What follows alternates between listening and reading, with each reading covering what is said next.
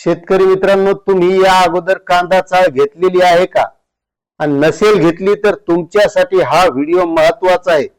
कारण तुम्ही जर कांदा चाळ मोठ्यात मोठी घेतली तर 30 लाख रुपयापर्यंतचं अनुदान कांदा चाळीसाठी भेटणार आहे।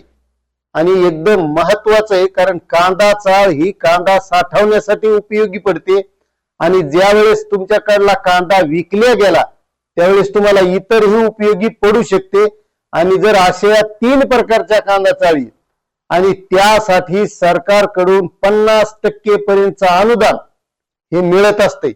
मात्र त्यासाठी आपल्याला काय काय गोष्टी कराव्या लागतात, अर्ज कुठे करायचा, त्याच्यासाठी पात्रता काय आहे आणि नेमकी ही कांदा चाळ कोणत्या शेतकऱ्याला भेटणार आहे हे समजून जर घ्यायचं असेल तुम्हाला, तर तुम्ही या चॅनलवर नवीन असाल ना, चॅनलला सबस्क्राईब करा, व्हिडिओला लाईक करा आणि जास्तीत जास्त शेतकऱ्याला शेअर करा।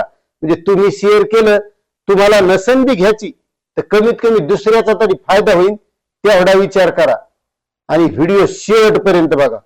आता अशी जर कांदा चाळ घ्यायची असेल तर तुम्हाला सांगतो, फलोत्पादन विकास अभियानांतर्गत महाडीबीटीच्या माध्यमातून अर्ज मागवण्यात आलेले।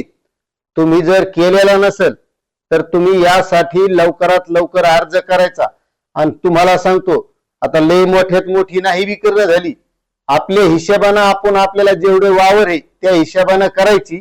आता तुम्हाला सांगतो शेतकरी मित्रांनो, 5 ते 25 मेट्रिक टन क्षमतेची जर केली तर ती 8,000 रुपये प्रति मेट्रिक टन अशी तिचा भाव ठरलेला आहे।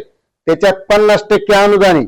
मग त्यामुळे आपल्याला 4,000 रुपये प्रति मेट्रिक टनाने याचा अनुदान भेटत आहे। त्यानंतर दुसरी 25 ते 500 मेट्रिक टन, यासाठी त्यांनी 7,000 रुपये मेट्रिक टनाने भाव ठरलेला आहे।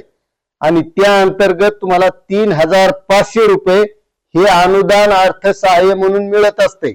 आणि त्याच्यानंतर जर मोठ्यात मोठी भारी करायची असेल, जर तुमच्याकडे कचून कांदा असेल तर तुम्हाला सांगतो 500 ते 1000 मेट्रिक टनची जर केली तर त्याच्यासाठी 6,000 रुपये हे त्याने भाव ठरलेला आहे। आणि त्याच्यासाठी 50% अनुदान म्हणजे 3,000 रुपये मेट्रिक टनानं हे अर्थसहाय्य मिळत आहे। मग जर मोठ्यात मोठी तुम्ही घेतली तर 30 लाख रुपयापर्यंत अर्थसहाय्य या योजनेच्या माध्यमातून मिळतंय। मात्र ही जर घ्यायची असेल तर याच्यासाठी मी काही अटी आहेत, त्या अटी आपल्याला माहित असणं गरजेचं आहे आणि त्या समजून घेणं सुद्धा गरजेचं आहे। आता त्याच्यासाठी महत्वाचं आहे, आपली स्वतःची जमीन असणं गरजेचं आहे आणि आपल्या 7/12 त्या कांद्याचा पेरा असणं गरजेचं आहे। नाहीतर काही जण काय करतात, अपलोड करतात 7/12 किंवा पेराच नसतो, त्याची नोंदच नसती आणि मग कांदा चाळ काऊन नाही लागली, कांदा चाळ काऊन नाही लागली विचारित बसते। त्याच्यामुळे विचारायची गरज नाही। आपल्या जर 7/12 नोंद असेल तर 100% लागती। आणि ह्या योजनेचा लाभ घ्यायचा असेल तर कोणाकोणाला आहे, उत्पादक शेतकरी, शेतकऱ्याचा गट असेल, शेतकरी महिला बचत गट असेल किंवा शेतकऱ्याचा उत्पादक संघ असेल तर यांना ही मिळणार आहे। त्यासाठी ते नोंदणीकृत उत्पादक संघ पाहिजेत आणि यासाठी 50% अनुदान या योजनेच्या माध्यमातून मिळणार आहे। त्यामुळे जर तुम्ही आतापर्यंत अर्ज केला नसेल तर लवकरात लवकर महाडीबीटीच्या माध्यमातून अर्ज करा आणि या योजनेचा लाभ घ्या। कारण अशा शासन योजना आणत असतं आणि त्याचा माहिती देण्याचा आपला प्रयत्न चालूच असतो। त्याच्यामुळे तुम्हाला हा व्हिडिओ कसा वाटला कमेंट करून सांगा।